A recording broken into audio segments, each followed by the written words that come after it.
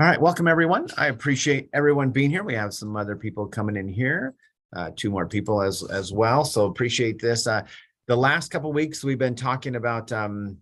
Last week we talked about systems, and kind of like about what systems from after the summit. The people were asking me what systems I use. So last week was about systems. Today I'm going to be still talking a little bit about systematic things that we do on creating like a checklist. As we wait for some other individual people coming in. But we are doing like a checklist of a buyer seller checklist. When I get into contract, we have like folders. You guys do, provide folders to your TC, your TC and your staff. And then what basically happens there is I'm just going to kind of show you kind of what we do at that point. Getting Katie Davis. Anyone in here, just for curiosity, from outside California at the moment? Outside California. Anybody outside California? Are we all Century 21? Anybody not Century 21? Just curious. Boy, we're getting more people like Elma. We've got like 2 or 3 people that I haven't seen yet. Kim, good morning. You're actually way up in you're in like over in Reno or over in that land. So I was going to share one thing about a C21 tool, but you can maybe pause it at that moment if you want to. But all right, boy, we just keep getting more people in. This is awesome, guys. We have a big group. All right, so what I want to share is go with this. Go share my screen again.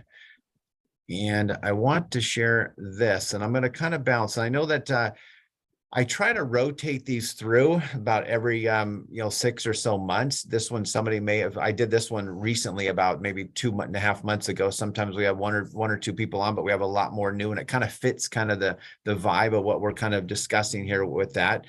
Just to, if those guys, you may want to take a picture of that is the YouTube that I shared over there at Summit. If you guys didn't get that, you can take a quick snapshot of that, because there is a great class, this one, a lunch and learn, about an hour and a half of a class that I did down in on PCAR that was about lead generations and systems and stuff on that too. If you missed that, that's all recorded right there on YouTube. All this is all in with Eric Catch, which is free as well. So I wanted to share this going back. When you guys get a transaction, then, what do you do in that transaction, and where do you kind of start? I want to, you guys understand that having a checklist, I don't care if it's on a paper checklist. So those who are just beginning, I'm going to go through like every single thing that I do. And it's some of it's gonna be super basic. Some of it's like literally grab a folder and staple something on it. But I wanted to kind of share kind of going through this. So what happens here is that when I go into a transaction on my CRM, that I can see, gotta bounce you guys around here. So if I go into a pending purchase, Jessica's coming in. If I go closed, pending, we just did one, but like I can go into a listing. It should be on a listing one. And where did she put it? We just put it at this morning, but there we go. So like on this particular one, and so I can come in here and I can look at the list of everything. So this list I'm going through on the list that we're talking about, here's my, offer received, offer accepted, print contract. So this is what I do. And you can check these off as you go through. So every single day, when you have one transaction going on, it's a little bit easier to understand, kind of where things are. Did I get the disclosures back? Did I not get the disclosures back? But when you have like 2 or 3 or 5 or 13 or 14 into escrow at the same time, it's real important to understand kind of where you are on the timeline. And so the timelines are really critical to kind of understand and watch where you're kind of being. So this is what I do. It's right in here. It goes, mine, everybody's, I can just jump and it's different categories, but I've got all the way to, pending to closed, and there's more checks. I think it's 180 something. I can't remember 140 something. It's 147, I think, like 147 or something checklist things that I have. So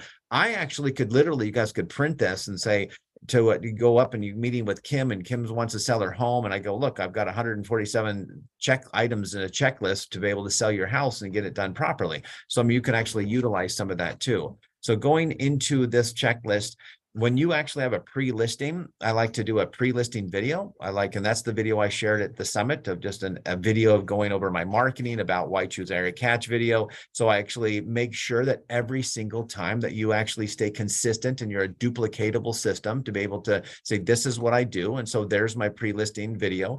There's my listing appointment. Well, that's pretty obvious, but sometimes guys, we're sitting there talking about houses and you print up kind of a scan of a tax record and you're kind of going with that. And then you kind of forget, like, well, great. I'd love to meet you, but when are you doing that? So schedule that appointment. I do a thank you video after that appointment. I do a sign list, and that video could be kind of custom because if they listed with me, boom, I'm doing it. This is our next steps video of kind of things, what were happening. Or if they wanted to interview some other agents, I would send a thank you video. And if they were still interviewing other agents, I do a handwritten card and we send it out to that, saying, thank you so much for your time. And I do both the videos. Or if I come away with a signed listing agreement, boom, you can click that list on and it goes away because it kind of disappears on that checklist that I do. Post listing video, what's next? That one I do have a canned one that you can actually send as well. Now, this is really critical and important because adding it to the proper location of no, where did I go? I just disappeared. Adding it to the proper location of where you are at in your CRM is really critical. So if this individual person right here, and I go to if I can find her, come on, why is it not doing that? Weird. It's flashing right there on her name. But anyway, you can go to her name. So like if you go and then you get that list and I wanted to actually change that person, like if this particular person right here, and right now this person is a showing now. So I always change it and go, hey, we're now pending. Now I change it to pending. So that way you can have all your people who are pending sales or your people, and then I can put them all in pending. So I can kind of go quickly onto a sheet and actually say, who are my pending ones? Because I do, guys, I have all my sheets that I have all laid out too of Google Sheets of all the listings and everywhere they're kind of going. And so, oops, that's not the one. Where's the other one? Like current escrows, current escrows that are happening when they're closing, who they're with, and that type of stuff. So you just kind of stay kind of organized there. And so that would be the add to Chime. That's status and their source. Now I'm also looking about going, boy, if I'm not friends with them, don't I want to be on Friendsbook on Facebook and Instagram? So I go and I search them and seek them. I love it when they actually come after me first and they actually will ask and request to be my friend, which is nice, but I want to be their friends because I want to be their friends during the whole entire transaction. I want to be friends, afterwards as well. So that is important there too. Pre-listing agreement, print a listing agreement and place in folder, fill out a folder and give to Vicky and Pam. Vicky is, a TC and Pam is our admin in the front. So I don't know how your offices do it, but if you get a new listing, it goes one way. If you get a new escrow, it goes to the transaction coordinator. Schedule pictures for Matterport. So I'm scheduling my pictures. I'm getting my Matterport done. I'm uploading my listing agreement. Now this says .loop. This is an old one, but now it's goes into our zip forms on our data saving, and then send seller disclosures via Glide. This is what we shared about last week. Those who missed it, I use a company called Glide, which is a free service that you actually can then send your disclosure to your TDS and SBQ. They can all fill it out there on, manually there, and it's all nice and pretty. And so they can, add a lot of stuff that we talked about. If you didn't see that one, it is on our YouTube channel, which I just shared that up above. So guys, those who are coming in, I'll share that YouTube channel in just a minute, but we had about 5 people, 6 people, 7 people all coming in here in the last minute. So I'll share that with you as well. Welcome those. We're going over our checklist and kind of following up with our systems that we did last week. So then I would go into, this is another system that we talked about last week on Ametree, which is a calendaring event, which is actually scheduling an event, and you can invite people to it, which basically tells, when the opening escrow date was, when the 3-day deposit was going to be, when what was it, 17 days or 12-day inspections, when the appraisal contingency was, when the loan contingency and closing date. So it's a calendar event that I'll invite my buyers or sellers to. And then if there's inspections that are happening, then I can add that to it. And the cool cool thing is Ametree is connected to my Gmail calendar or Google Calendar, I guess. And so then what it does is if I put it in Ametree, it automatically drops it into my Google Calendar as well, which is nice on that. You got your upload into MLS and, pictures in Matterport if you're a listing or if you're putting it as pending. Then you got send the Matterport. I always like to send the Matterport and the pictures to the seller, because the seller, you're usually 2 or 3 days, from taking a listing. And this is again, an active listing one, and we're going to get into purchases too. But if you want them to kind of see what you're doing. So you're wanting to kind of like show them what you're doing and kind of get them, going. I love the install a sign. How many times have you guys that have been doing real estate for a while, all of a sudden you go, oops, I haven't installed the sign yet. I install my own signs. Maybe you guys have a sign installer, but maybe need to get the order in to to your admin, and then they'll actually put a sign up for you, or have them put the sign up for you. Install lockbox. And this is really critical, because when you get, I don't know how many people have lockboxes, those people who've been doing this for a long time. If you've got 10, 20, 30 different lockboxes, I don't know how many lockboxes do I have, probably 30 or something, 30 something lockboxes. So they're $120 a piece. I think last time I looked, maybe they're more, but it's like, I don't want to lose them. I'll go to listings and all of a sudden I see this lockbox that's been on there for years and years, and they go, yeah, the other agent never took theirs off. So it's money. And so I want to know the serial number. I basically walk up to a house and I take my lockbox and I take a picture of the lockbox so I can see the number with the house blurry in the background a little bit, so that I can know who is what box that went to. Then I text it over to my my assistant, so then they can actually put it in there and get it registered. Because the last thing that you guys want, if you guys have 20 listings, or even if you have one listing, who's opening your box. If you all of a sudden you're getting these listings numbers on your Supra coming to you to go, who showed this, who showed that, who showed that, then it's just super confusing. So make it real simple. Get a little spreadsheet together, put all your serial numbers on the one side, and I just put which house that goes to. So then I know that, and I actually like to know like that house was on, that lockbox was on this house. Then when it sells, I keep that little address there and I move to another address, just so I want to know where that lockbox and where it's traveled. And just in case somebody comes back to me and says, hey, can you find out, something could close and they might want to ask the question if something happened. The other day, somebody actually left the lockbox open and left the key inside the door. And so that was not good. And so we were able to go back and see who's the serial number, who actually was the last one to see it, and then call them up and say, thanks for leaving the key in the door and not locking and securing the property. All right. So the golden ruler. Now, I've got a zillion people on here, but if those who are not familiar with golden ruler, anybody want me to show what golden ruler is? Does that anybody, you just can like unmute real quick, because I can't see everyone, and just say, show me golden ruler. Yes, I need to know what that is. All right, perfect. Thank you. All right, so this is a C21 tool that, guys, this is one of my very favorite things that I absolutely love on the Century 21 tool. And those who are in Coldwell Banker, then I'm sure you probably have something similar to it. But you can set yourself up here. I think I might have already opened it, but we'll just go with it. So let's go to C21 line, and you wait for it to load.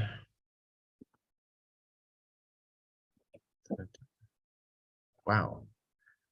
It is not moving.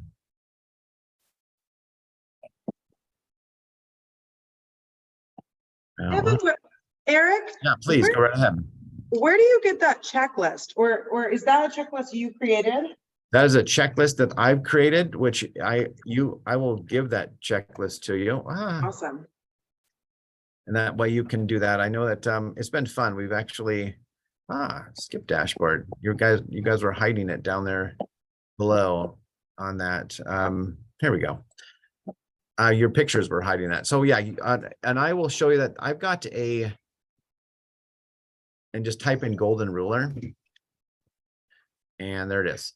So I actually have a drive that I will share my little drive link, and it was all in up above, and I've updated a little QR code for you guys. And so then it's inside the drive that you actually can go. So any of those who are joining for the first time, anything that I do as far as checklist or Excel spreadsheet or something like that. I drop it in the drive and you guys can go take a look at that.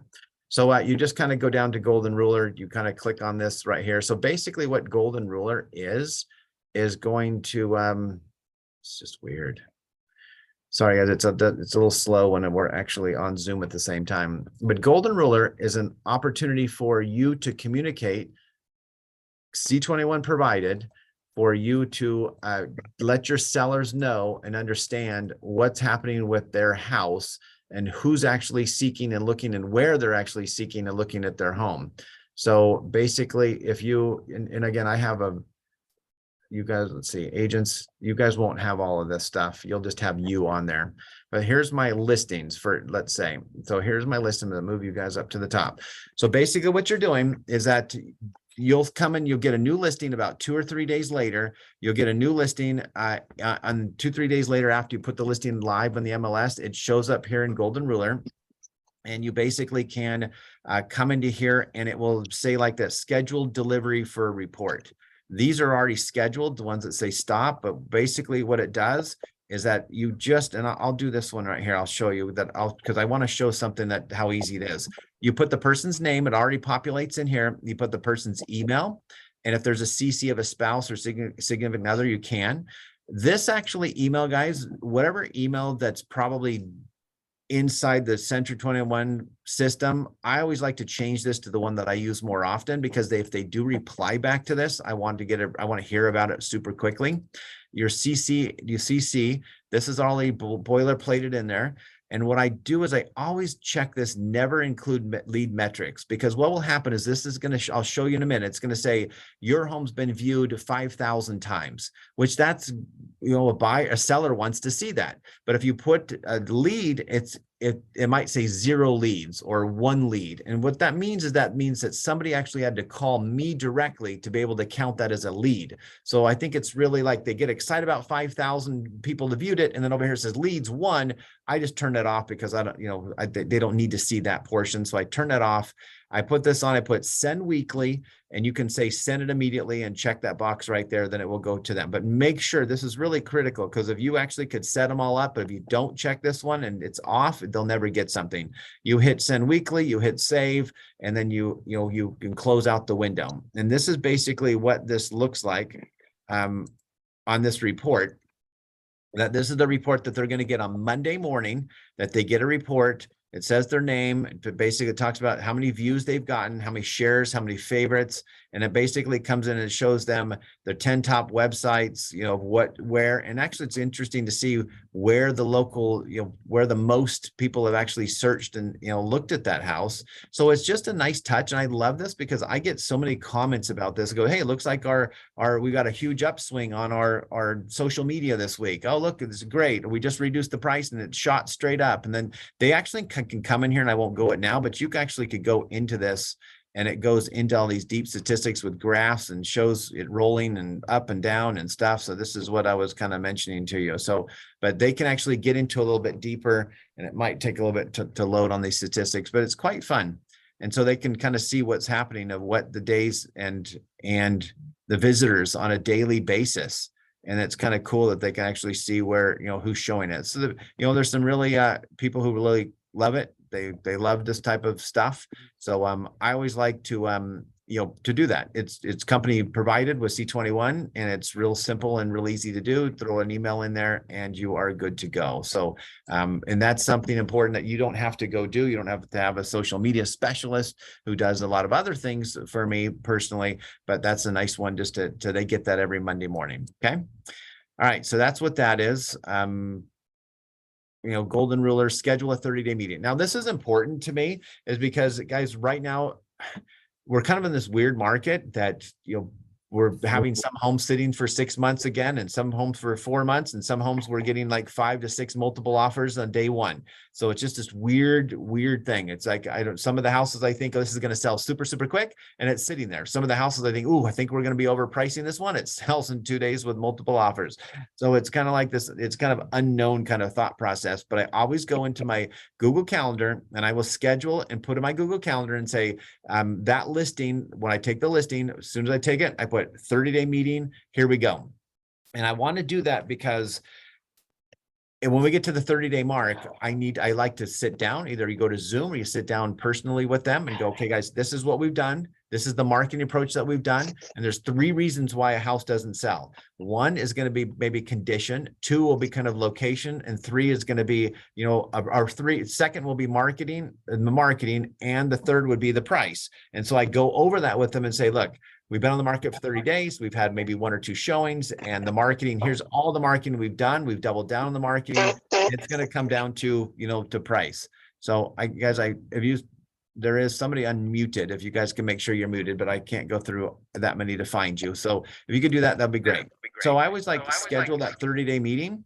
And so that way we can all get together to be on the same page. And I will do that for the 60 days and the 90 days as well. And my objective there is to get to do a price adjustment. I will show what we've done. And if they're not adjusting the price, then, you know, where are we going to go with this? And so I kind of go that direction. This is always add to Google Calendar 2 weeks before listing expires. This is critical. Like, as I've had a listing that's been on the market for 6 months, and I put on my Google Calendar, house is expiring 2 weeks beforehand. I do it 2 or 3 times. House is expiring in 7 days. House is expiring in 4 days, and the house is expired today. And the reason why I do that is because the last thing you want is to have a seller call you up and say, hey, why are all these agents calling me to get my listing because they say that listing's expired? That's not a good call to get. So you put it in there so that way you can actually chat with them, talk to them, and then extend it or see what you need to do to keep their business. Do your Avid. This is critical to do. I like to do that up front very quickly. There's actually inside Zillow. If you guys haven't done that, there's a couple different apps that you guys can do that you actually can.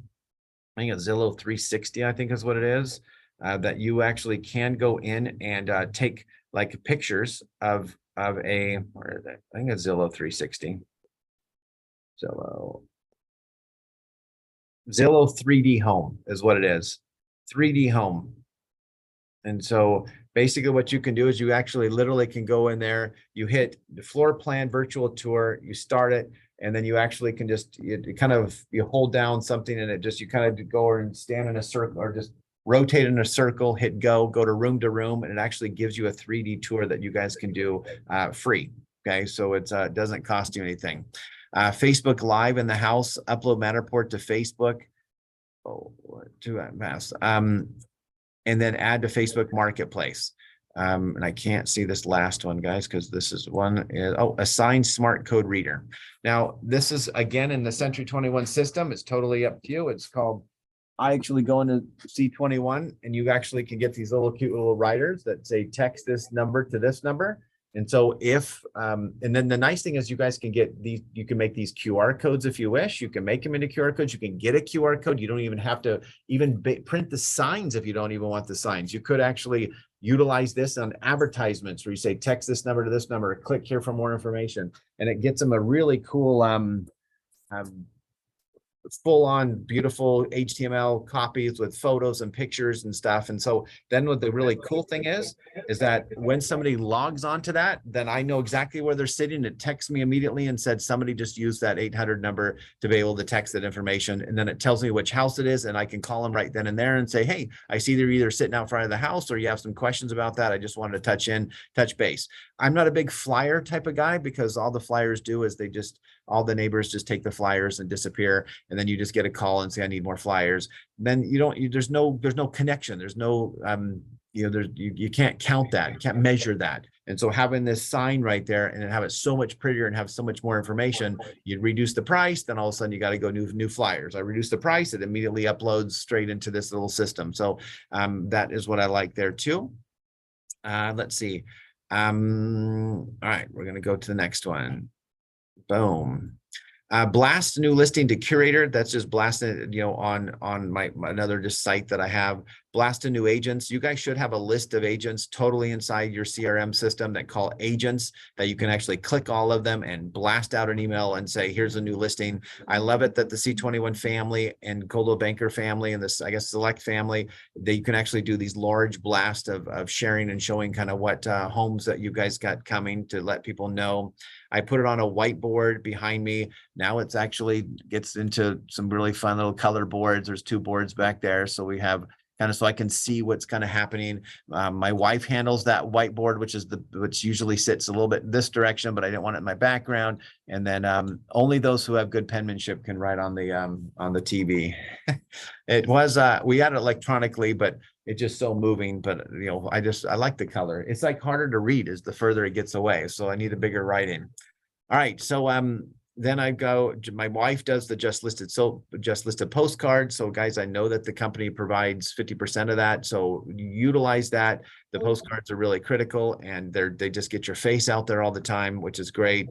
Order any pre-offer inspections. So if I've got an inspection going on that I feel like I need to do a pest inspection or something, that I'll pre-order those and let them know about it. Inside the listing agreement, it even actually talks about that as well.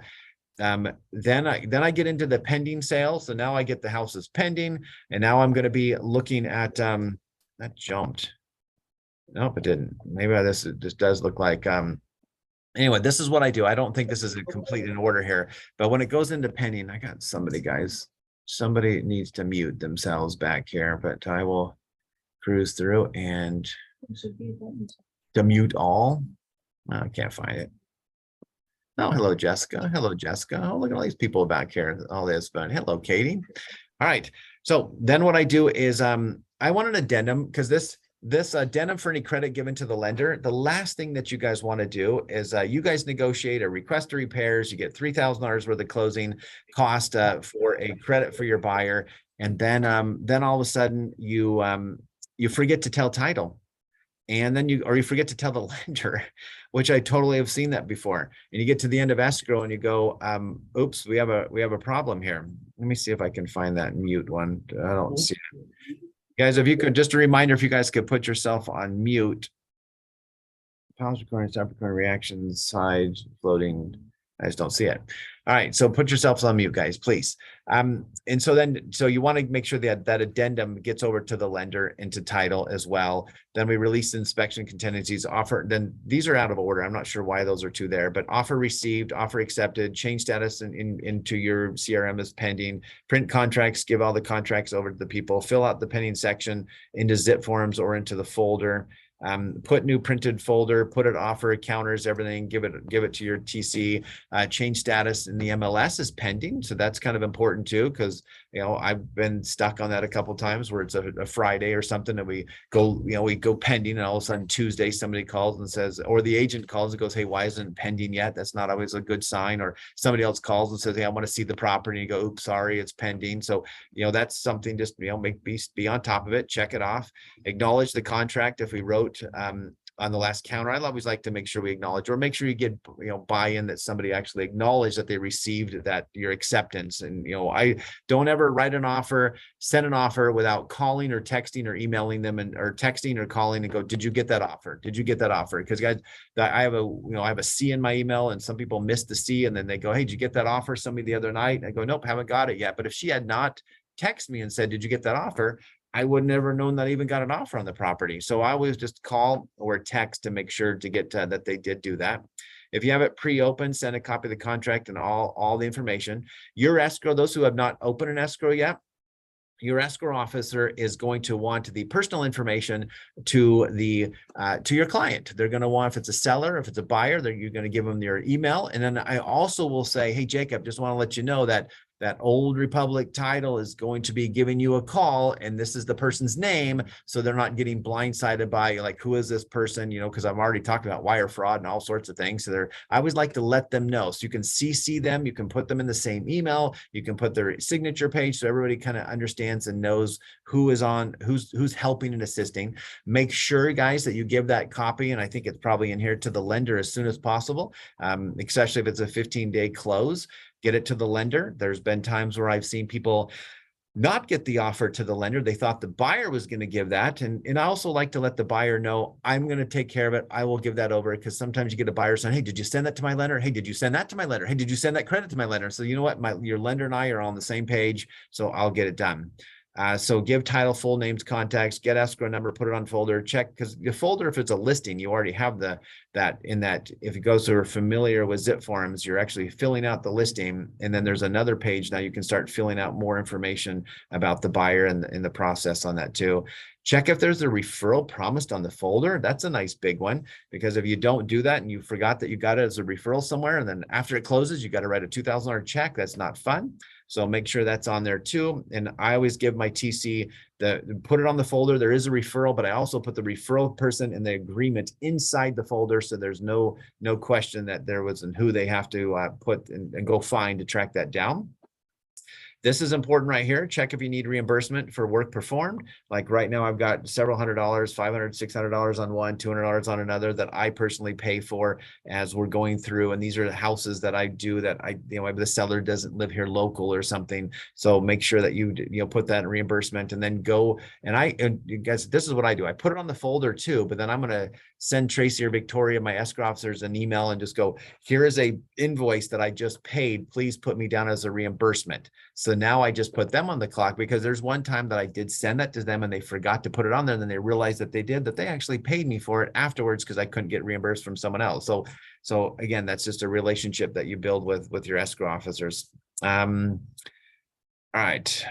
And then I put these in here. I put all of them in here, and maybe there's a house that doesn't need a septic inspection, but I just do it just because I want to have, if it's my listing or if it's my buyer, did I need to do a pest inspection? Did I need to do a well? Maybe there's not a well, maybe there's not septic, but I still stick them in my list. And then I just check them off on my list if I don't need it, but I want to know who's ordering this. And so Teresa would take my folders and she looks at them and goes, okay, who is actually, who's responsible? Is the buyer responsible? Like we had one on a mobile home park that they wanted us to do this, the pest report. And so then she'll order the pest report. If it says buyer to pay or seller to pay the well, then because we have a lot of wells around here. So I don't want to get to the end, because guys, I've done that before, where you're getting about 17 days before, into that, and, getting ready to release contingencies, and you call the other agent and say, hey, how's it going? We should get release of contingencies tomorrow, right? And they'll go, well, how's the well coming along? And it was our responsibility to pump the well that I didn't see that, or I forgot. And so then you're just panicking. So have a checklist. You just don't miss that, because then all of a sudden you might be telling your seller that, sorry, I missed that. And now we have to wait 4 or 5 extra days for them to release contingency because I missed that there was an inspection that was supposed to be done and be on behalf of the seller or the buyer. So really critical and on that one to watch. Because it's always, you guys know, it's always different. Some people put a lot of different things in there. Count down days, and I put them in the Ametree. So if I do that, Ametree kind of counts those down. Those who joined us late, Ametree, and those who missed last week, this is a system that I use, which is a calendaring system that I invite my clients to give them a timeline of what's kind of happening through the transaction. I'll put, and so then I just put them in here: contingency date, appraisal contingency date, loan contingency, date. I want to know what those are. Send Ametree, invite to seller and agent Vicky. So I send everybody. I send my TC, I send the escrow officer, I send the other agent, I send everybody in the lender. I want to make sure everybody's on the same page of when all of this stuff in this documentation is happening. So I put that on there. Give the avid and disclosures to Vicky, my TC. That actually, you could give that to them beforehand. If it's a listing, you make sure they have all of those. Guys, avids are my what should I call avids? Profane to your existence. I'm not a big fan of avids because, and I want you guys, this is what I do. And I try to do that when you're smarter, when you actually are taking photos of your listing, I actually go around, take a bunch of photos of my listing, and then I go around and say, okay, then I do my video on my listing. I'd shoot my videos. I do my little like still shots of my videos, and not still shots, but like little 30-second, 15-second little views of my videos. And I do it landscape for YouTube long, and I do some short. And then I go around and I take pictures of all of the stuff I see. Oh, like yesterday, I went, oops, no screen on this window, none of this. And guys, there's times where you actually are with a buyer, and that buyer actually goes, I think I want this house. I think I want this house. This is great. I've literally gone through the house while they're looking at it, and I'm taking pictures of everything. So I'm doing my avid as I'm actually at the house that they might consider purchasing. And if they don't buy that house, great. I delete a bunch of pictures. If they buy that house and it's like 45 minutes drive, guess what? My avid and my pictures are already done. So it's real nice. So when we go do an avid party, and we'll have an avid party and say, let's do 3 avids right now. I just go to all my pictures. I put the address in there. It shows all the pictures of when I was there, and I go boom, boom, boom, boom, and we just do our avid. So it's kind of a pain in my side, but it's required. But those are kind of things that your TC is always sometimes going, hey, where's that avid? Hey, did you get that avid done? Like she was this morning on one, but this morning we actually already sent it to her like last week. So she missed it. Ha, made me feel better. All right. Receive deposits into escrow, critical. When you guys have an escrow officer that you really love and trust, I don't really want to be that. I don't want to be have to seek after that. If I've got a brand new escrow officer who I'd never used before, it's most likely that I'm going to be the one having to track down that deposit. But if I get to day 2, day 3, and that deposit's not there, both my escrow officers who I use all the time are going to call me or email me and say, Eric, I just want you to know, I have not got that deposit yet. What do you want me to do? And so I said, thank you for letting me know. And then I make a call. You just don't want to get a phone call if you have a seller that you're representing. And 7 days later, that seller says, hey, does that deposit been put into escrow yet? And that it has not. Does not make you look good. So basically you put that in on Amatree because they're watching now the Amatree calendar going, do I need to do this? What do we do about the 7 days? Do I need to get my disclosures in? Where are we at with that? So they're actually kind of watching that now too, which actually makes me and us be a little bit more on top of things, which is really important. So get that deposit in. Now, I also, as same example with that, if the escrow officer sends me a copy, which they all do when they finally get it, they'll send a copy of the deposit receipt. Then I like to send that to my seller and go, just want to let you know that the deposit has been entered into escrow. I don't want to get a call 7 days later going, has it been? And I say, yes, it has. Sorry, I forgot to send it to you. So I send it to them immediately when I get it, just forward over to them. And that's critical. So they can see that you're just being on top of things. Let seller know that we received the deposit, get disclosure back from Vicky. Eric to help fill the propane and fire hardening disclosure. So this is always confusing those who are in the foothills about fire hardening disclosure and what the 4 boxes you're supposed to check. So I sit down and I chat with them about that. Prepare an email with a PDF attachment and disclosure email. So this goes into a lot of stuff I talked about at the summit, that I literally take all my disclosures, put them all into a Gmail or into my email, and I actually record it on BombBomb, and I just go over the screen, record it, and I discuss each and every single document so they understand that. It saves me so much more time of having to jump on the phone and go over every single thing for 30 minutes trying to figure out where they're at and what document they're on and kind of going over things. So I just do a beautiful video. I rarely get questions. They just signed it about 30 minutes later. I get it back signed because I did most of the time it's 8 to 10 minutes on a video that you're actually doing. And I talk fast too, if you haven't noticed. All right. So then what we got is prepare an email with the PDF attachments, disclosure, put disclosure into DocuSign and email it to them. So a weird thing here when I have my email. So I got a draft in my sitting over there on my signatures in DocuSign, and I've got my video. Once I'm done with the video and I've got it ready to go and to hit send, I go to my draft, which Teresa gets for me, and I send all those disclosures. So then when they open up their email, the disclosures are my disclosures here, then my video leapfrogs it. So I send my video right behind it. So then they see my video first, they open that one up. I'm more of a type of person that probably goes way back in the day and I go backwards on my email, but most people actually open what I got lately, and they'll watch the video first. And I can totally tell if they open up the DocuSign first and start asking me questions about this or asking a question about that. I go, did you watch my video? Oh no, what video? And I go, it's the one right behind in front of it. Oh, let me go watch that. So then I go, great, go watch the video. If you have any questions, call me back. All right. So, just get the disclosure back. This is important to kind of watch when you get the disclosures. You guys send out so many disclosures every single morning. It's part of our routine that we go straight in. Almost the very first thing that we do is we go into DocuSign and go, who has not signed their paperwork, and so who do we need to go hunt today and go get it done? And so this morning, what do we have? 6 people in there that had not signed some things from yesterday. So it's really important because I don't want to get a call from my TC or my seller or my buyer and go, hey, did we get those disclosures back yet? Hey, did they sign those yet? But so I want to know, why are they not signing them? And did we get them back? And then it kind of goes into a little bit, seller agent receive disclosures back from seller agent, send a copy of the signed disclosures to our seller, our inspections above complete, and give to Vicky a copy. That's really critical because there's a lot of times she's always chasing me saying, hey, did you get the pest inspection? Hey, what other reports do you have on that property? So as they come in, or if there's a request to repair, if you're representing the buyer and you put them all inside your request to repair, and then you compile all the email. I always like to CC my transaction coordinator just so they see all the reports, that they're all there, because when they go do the receipt of reports down the road, then they actually have all of them and they can actually put them in there. You just don't want to miss something that was critical then we need to get initials or signatures on something. So, and this is when I turn any reports of reimbursement if needed, receive buyers' requests for repairs, create a credit addendum if needed, on that.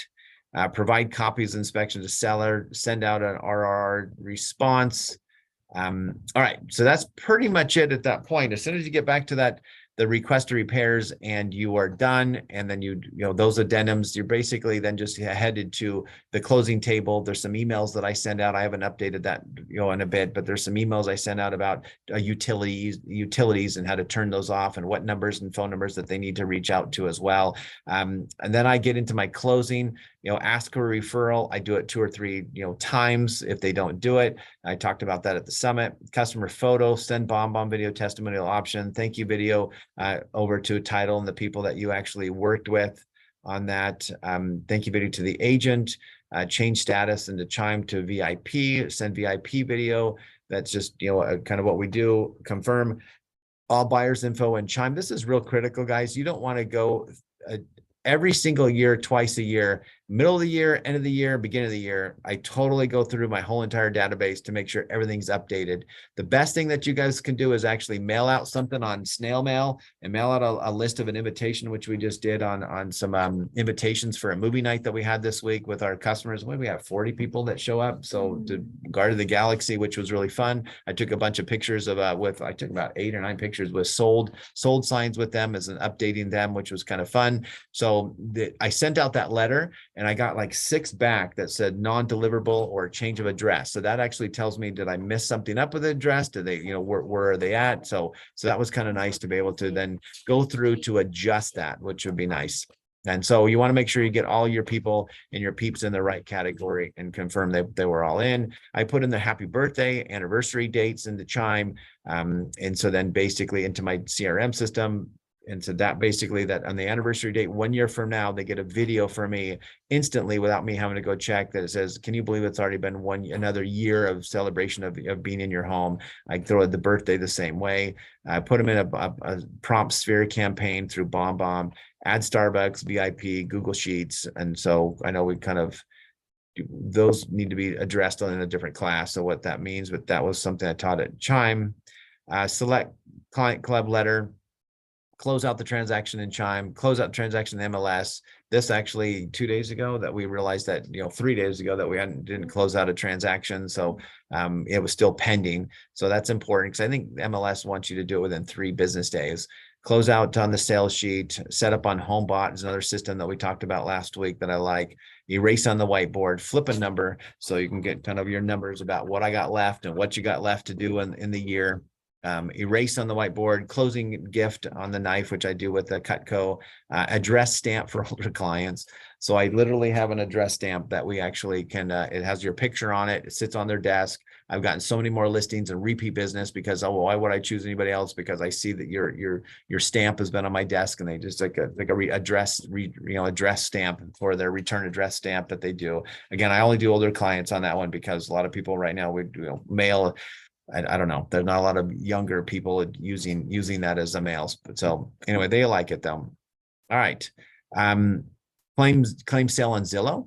So guys, this is important to watch, that if you actually, Zillow does a pretty decent job, but if you actually have something off market or double-ended it or something, but you can go to Zillow and make sure that they claim your lead off of Zillow, that actually you got the credit for it. Because in Zillow, we'll say, how many houses have you closed in the last, I think, 6 months or 3 months or a year or something. And so you want to make sure that you claim that. We do a 30-day truck, might do a food truck, 30-day party, bring pizzas on move day. We talked about that to the summit. Just sold postcard, Shannon. Approved real satisfied review, Shannon. Post review, Shannon. My wife. First night follow up. I always like call them, when are you guys going to be moving in? And so they'll say, yep, we're going to be moving on this date. And I call them the next morning. How did everything go? I have clients, guys, that I bought. We bought a house in Auburn, put the offer on before they never even saw the house. They only did a video tour with me. They actually ended up flying out here about 17 days, close to 17 days of inspection period. They actually got into the home. They looked at the home and said, yep, we like this home. I'm all good. That's great. I'm glad you love it. And I only met them for 15 minutes. And now they're moving here in June. So I know in like June 1st, they're moving here. And so that's still like 3 weeks away. So I've got my gardener lined up. I've got my house cleaner. I already told them, I know that, the house is a little dusty. So I will have it cleaned 2 days before you come. So when you guys come in late at night with your 3 children and come in driving in and you're to get there at 11 p.m., know that you're going to have a clean house, toilet paper on the rolls, and, a welcome basket sitting there with a clean house and an all manicured and mowed. That's just what I do on stuff like that. I don't do it for everyone, but I just make sure that it's just setting that expectation, and they just love you forever is what happens there. All right. So this, as you can see that my after is pretty big on my after, bringing them into parties and stuff. So 3-day follow-up, I'll do a 7-day follow-up. I'll remind them. I had somebody yesterday last week that called and said, hey, who can I get for my AC to fix it or replace it? Because it looks like it's out. I go, I already remind them. Do you remember the home warranty? Oh, I forgot that. She called. We were 3 days away from expiring on the home warranty. And then she got them to come and actually fix it and not have to go, pay for something. So just remind them. And this actually, I put 7. I should definitely do another 60-day kind of follow-up or a 6-month follow-up to let them know that the home warranty kind of thing on that is important on that one. Okay. You guys can actually write this down or take a picture of this, because I don't know if I have the QR code for my all in with Eric Hatch, but this is actually goes into that drive where this list actually is sitting, and I will update it as well. But it's that bit.ly all in with Eric Hatch. So you guys can take a screenshot of that or take a picture of that on that. And then, you guys, I do have some other buyer checklists and stuff that you do but I think that was pretty much, I think we kind of had mixture of buyer and seller in there. So that is me. I'm going to stop the recording, and then you guys can ask any questions that you want.